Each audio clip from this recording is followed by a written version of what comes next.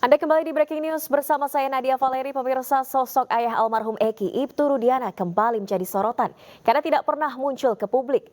Ia diduga terlibat penganiayaan para terpidana kasus Vina pada tahun 2016 silam. Terima kasih banyak kepada seluruh masyarakat Indonesia yang sudah mendoakan saya, yang sudah mendukung saya. Benang kusut kasus pembunuhan Vina memasuki babak baru. Pasca Peggy Setiawan menang gugatan pra-peradilan, maka konstruksi hukum kasus ini harus diurai dari awal. Tak tanggung-tanggung, Mabes Polri mengerahkan Propam dan Itwasum untuk melakukan evaluasi dan memberi asistensi menangani kasus ini. Sementara laporan terhadap orang-orang yang berkaitan dengan kasus ini tetap dilakukan. Setelah melaporkan Aib dan Dede atas dugaan kesaksian palsu, tim kuasa hukum terpidana kasus Vina kali ini melaporkan ayah almarhum Eki, Ibtu Rudiana. Ibtu Rudiana dibidik lantaran diduga terlibat kekerasan dan penyiksaan pada para terpidana tahun 2016 silam. Bukan tanpa alasan, sosok Rudiana tidak pernah muncul sejak kasus Vina mencuat ke publik. Hal ini membuat masyarakat berspekulasi tentang adanya hal yang ditutupi oleh Rudiana. Kita semua juga tidak mau berspekulasi apabila memang ada dugaan tindak pidana, apabila ada temuan-temuan lainnya, silakan sesuai dengan prosedur hukum. Dan kita negara hukum wajib menghormati itu. Apalagi isu-isu yang berkembang juga terhadap Ibtu Rudiana dibilang isu narkoba lah, isu lainnya lah, dan lain-lain. Itu semua saya nyatakan itu hoax ya. Sepanjang yang dituduhkan kepada yang bersangkutan itu tidak terbukti melakukan sesuatu perbuatan dugaan tindak pidana dengan adanya putusan pengadilan, kita nggak boleh menuduh seseorang, harus kita junjung tinggi asas praduga, presumption of innocence, kepada setiap orang maupun itu saksi-saksi. Meski demikian, kuasa hukum terpidana yakin bahwa Rudiana terlibat penyiksaan terhadap para terpidana kasus Vina. Ini kan masalah-masalah yang sudah kusut, yang sudah 8 tahun yang lalu. Kami harus urai dulu satu-satu masalahnya gitu loh. Untuk mendapatkan apakah itu novum, apakah itu kekeliruan hakim, dan lain sebagainya. Oleh karena itu, kami proses dugaan yang akan kami laporkan ini, yaitu bagian daripada rangkaian kekeliruan-kekeliruan yang nanti akan kami sampaikan gitu. Jadi kami dalam hal ini terus terang saja ingin membuat atau mengumpulkan bukti yang selengkap mungkin. Pihak kuasa hukum mengklaim memperoleh informasi langsung dari para terpidana. Mereka bercerita tentang kekerasan dan penganiayaan yang dilakukan oleh Rudiana 8 tahun silam hingga para terpidana kasus Vina babak belur. Dari Jakarta, tim liputan iNews melaporkan.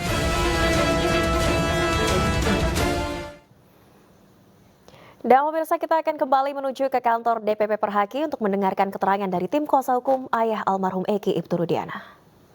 Wah loh, apalagi cuma saksi. Selama ini dia pasti kan hasil eksaminasi dari majelis hakim 3 orang, dari jaksa, dari lawyer ini kan. Kalau dia memang diarahkan nggak bisa, karena dia bebas sendirian di bawah sumpah dia menjelaskan. Dan sudah 8 tahun tiba-tiba nongol nih karena ada viral begini. Jadi dan itu tinggal pembuktian aja. Kalau kita laporin polisi kan tinggal pembuktian aja. Di mana pengarahannya? Karena dia di BAP bukan di Polres Cirebon, tetapi kan sudah pendalamannya di Polda Jabar. Itu tuh pangkatnya kan nggak tinggi, ya. Kalau di Polda Jabar tuh pangkatnya di Reskrimumnya Kombes. Jauh, mana bisa dia cawe-cawe, gitu loh. Semua kewenangannya di Polda Jabar, gitu. Ya, jadi itulah yang jadi kita bilang ini kalau mau bikin hoax atau mau bohong-bohong ada agak sedikit itulah tahu kebenarannya gimana sih, agak sedikit pinter lah. Biasa, tapi kalau dari keterangan dari Kang Deddy Mulyadi terus juga kuasa hukum terpidana, dia itu sangat menyayangkan bahwa Ibtu Rudiana itu tidak memberi klarifikasi atau membuat statement. Mungkin seperti apa sih? Nah, Kang Deddy itu harus mengerti bahwa Ibtu Rudiana itu adalah seorang polisi aktif yang ada hierarkinya, dan hierarkinya untuk bicara ke luar di institusinya adalah humas, bukannya dia nggak bisa bebas seperti kita ini. Nah, tetapi karena sudah luar biasa pemberitaan yang hoaks dan menimbulkan ujaran kebencian kepada dirinya dan keluarganya, udah makin sedih, makin terpuruk nih jadinya, sehingga dia minta izin untuk menunjuk lawyer. Nah, itulah kami membantu kasihan, kan dia akan mencari keadilan dan kebenaran, dan dia berjuang untuk itu. Coba kalau misalnya bukan Ibtu Rudiana, korban pembunuhan sudah dikubur, kalau bukan siapa-siapa, nggak ngerti apa-apa, mungkin kasus ini tertutup, tinggal di neraka aja nanti peradilannya. Tapi karena dia polisi, dia punya insting polisinya, keahlian ini, bahwa ini aneh, dan itu akhirnya terbuka. Dan 8 orang ini mau senang atau tidak senang, atau mau benar atau tidak benar, itu sudah melalui eksaminasi yang sangat detail.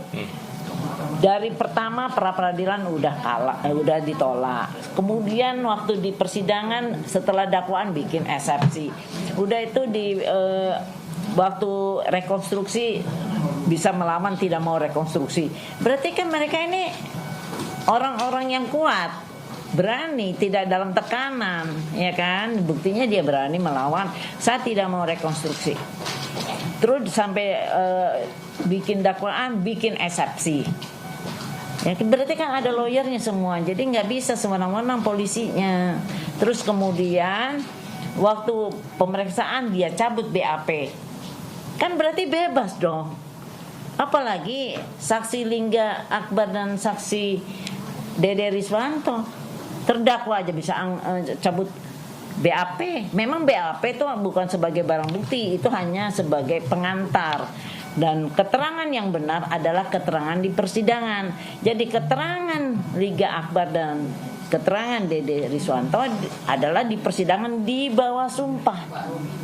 Sekarang dia cabut tuh, saya nggak ngerti cara berpikirnya. Dan dia berani mati, saya bilang.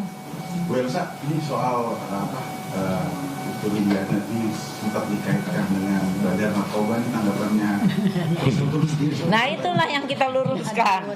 Dikaitkan apa? Emang dia kena apa? Pada saat itu ada kasus penangkapan narkoba besar tuh, sempat seperti itu dan dikaitkan seperti itu. Nah, tanggapannya Bu Elsa sendiri seperti apa? Ya kan nggak ada kasusnya. Itu kan berita dari TikTok, berita dari hoax itu, karena dikaitkan dulu dia sebagai kayak kasat, bukan kasat ya, dia pangkatnya cuman itu kok, bagian narkoba lah. Tapi bukan kasat dia, pangkatnya kan masih sekarang aja baru itu. Gitu. Nopisnya gimana nih? Kan ada anggapan seperti itu, apa nantinya akan melakukan tindakan hukum gitu, artinya kalau orang yang bikin hoax semuanya, ini kan kita sudah somasi 3-3, kita udah bikin pointers pihak-pihak yang akan kita proses ya. Karena itu kita harus ngumpulin dulu bukti-bukti mereka melakukan apa, tinggal kita lancarkan nanti. Kita somasi, kalau enggak kan memang Perkap Kapolri, kalau dia melakukan medsos, melalui ITE, kita harus mensomasi dulu. Mensomasi, kalau menyatakan maaf ya udah selesai urusannya ya, kalau kita masih mau maafkan. Tapi kalau misalnya cuek bebek, ya udah kita lanjut gitu aja. Jadi yang kasus narkoba, kalau ada kasus narkoba itu penyidik narkobanya yang lebih tinggi dari Pak Rudiana udah prosesnya. Sekarang kasus apa itu kan omongan saya juga ngikutin si TikTok, bagaimana dihubung-hubungin, dan itu tidak benar. Itu kan asal ngomong aja. Begitu dicari sama polisi, misalnya akun-akunnya mereka udah menang semua tuh. Dia kan kalau ini kan pada pansos, tapi pansos boleh-boleh aja sih kalau tidak mencelakakan orang lain, itu kan boleh aja. Artinya tidak ada hubungan sama sekali ya? Tidak ada. Apalagi Pak Rudiana bukan orang pejabat tinggi. Bu, terkait sudah ada, kan laporannya sudah ada nih ya dari Pak Rudiana kemarin, sudah ada laporan di Barreskrim. Sebagai tim kuasa hukum akan menanggapi seperti apa? Ya, bagus itu pertanyaannya. Jadi saya tadi kan sudah bertemu nih sama kuasa hukum yang pergi ke Barreskrim. Dan saya sudah langsung berhadapan dan saya sudah tanyakan, baru memberikan laporan. Tapi belum ada laporan polisinya, belum diterima. Barreskrim itu saya perlu jelaskan. Kalau kita ngelapor di Polres, mungkin begitu kita lapor ada langsung dapat tanda lapornya, ya. Dengan ada tanda lapor berarti nanti diproses itu, nanti dibentuklah tim penyidiknya siapa, baru kita follow up ya. Itu di Polres. Tapi kadang-kadang di Polres juga nggak langsung, ya. Tapi kita anggaplah Polres itu bisa langsung. Dan kemudian seminggu kemudian sudah ada tim penyidik, baru ada panggilan untuk lidik, ya namanya lidik BAP segala rupa.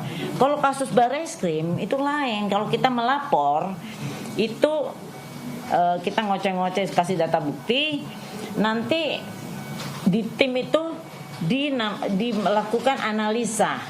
Analisa itu paling cepat seminggu, bisa 2 minggu, bisa 3 minggu. Tergantung kesibukan dari tim analisa. Dan nanti di situ keputusannya setelah dianalisa, bukan gelar ya. Gelar itu kalau sudah ada LP sayang.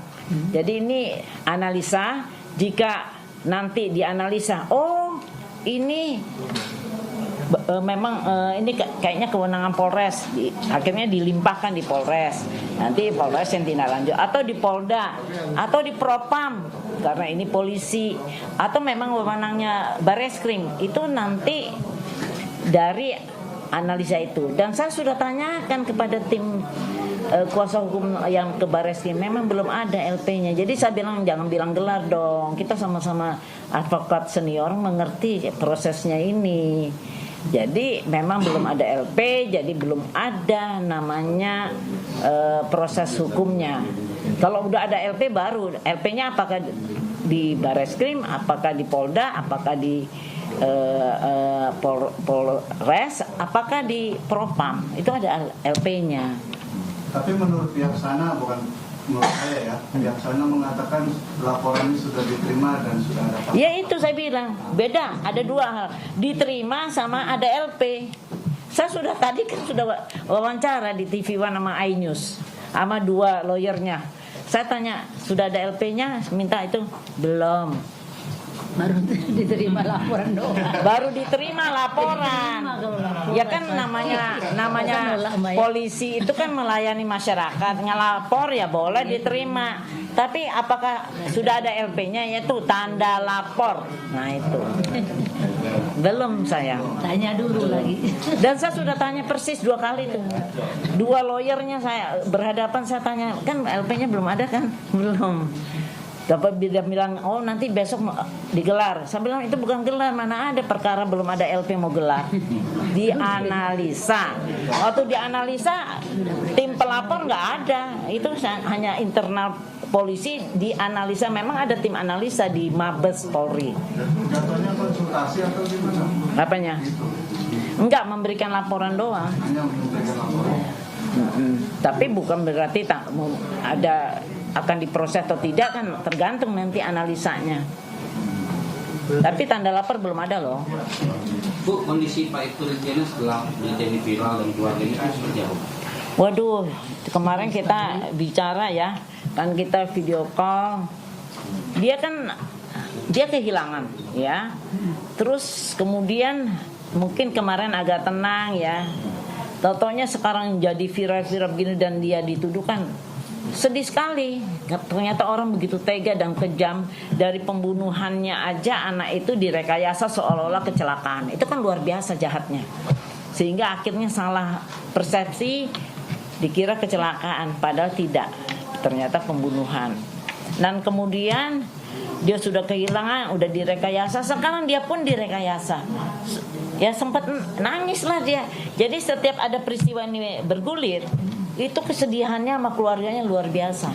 Coba Anda bayangkan lah, sebagai seorang bapak, anaknya laki-laki kan biasa ya, orang Indonesia tuh anak laki tuh luar biasa ya. Bagaimana kalau dia kehilangan masih anak remaja 16 tahun, aduh sedih deh. Dan meninggalnya dalam keadaan yang tidak baik-baik saja. Oke. Cukup ya? Cukup. Ketemu itu di rumah atau besok karena arah media ke rumah tidak ada bisa bertemu Pak. Ya memang nggak bisa.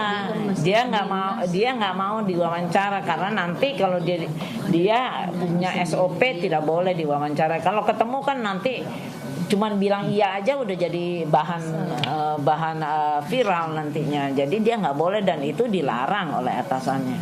Kondisi kesehatan mentalnya Ya nangis. Kemarin kita lihat sangat menjadi, kita juga ikut-ikut nangis. Sedih ya, kita ngebayangin, kita kan orang tua. Kalau kehilangan anak laki-laki dalam keadaan ini terus diputarbalikkan faktanya untuk membebaskan para terpidana ini kan luar biasa. Sangat-sangat sadis dan kejam. Mungkin Pak Roni mau ditanggapi ini Cukuplah. Makam dari Eki ini sempat dijagain itu. Kabarnya seperti itu. Oh enggak, itu enggak benar itu. Itu nggak benar itu nggak benar. Iya, ranahnya aja nggak dikenal. Iya itu saya bilang. Eki masih hidup. Eki bukan anak kandung.